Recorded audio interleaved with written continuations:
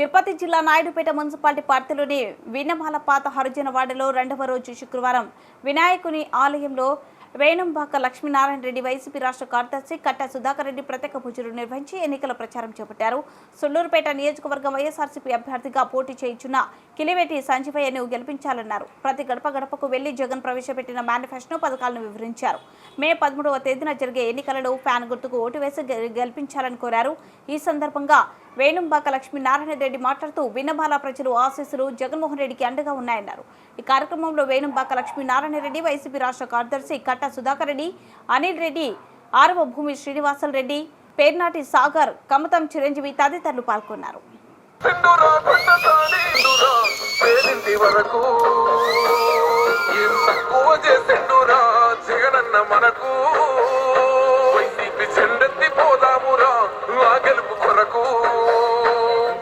చేసే విషయంలో రాజీ పడడు అని మాత్రం ఖచ్చితంగా ఈ సందర్భంగా ప్రతి ఒక్కరికి చెల్లమ్మకు తెలియజేస్తా ఉన్నా.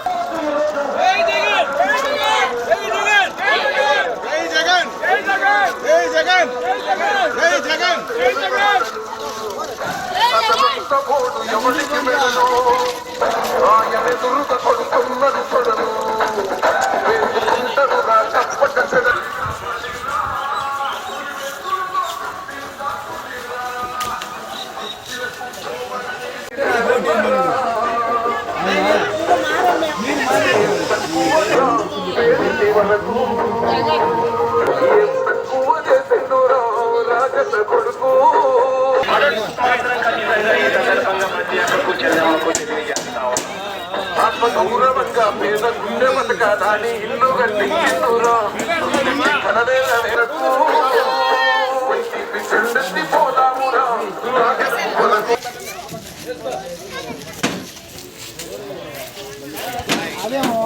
పార్టీ ప్రచారంలో భాగంగా వినమాల గ్రామంలోని పాత హరిజనవాడ, వినమాల విలేజ్, ఈ మండు టెండర్లో కూడా వయసు మళ్ళిన వృద్ధులు కూడా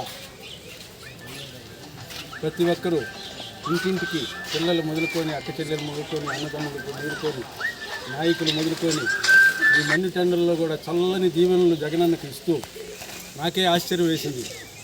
ఈ మండు టెండర్లో మీరు ఎందుకమ్మా మీరు చెట్టు కింద ఉండంటే కూడా లేదయ్యా మేము వస్తాము అని చెప్పి వాళ్ళ చల్లని దీవెనలను జగన్మోహన్ రెడ్డికి ఇచ్చి మేము ఫ్యాన్ గుర్తుకి 2 ఎంపీ గారికి కానీ ఎమ్మెల్యే గారికి కానీ అఖండ మెజార్టీని మా గ్రామంలో తెస్తామని వాళ్ళు ప్రతిజ్ఞ పూన్నారు.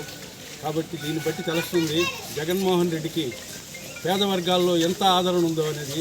దీన్ని డబ్బుతో కొనలేరు, దేనితో కొనలేరు.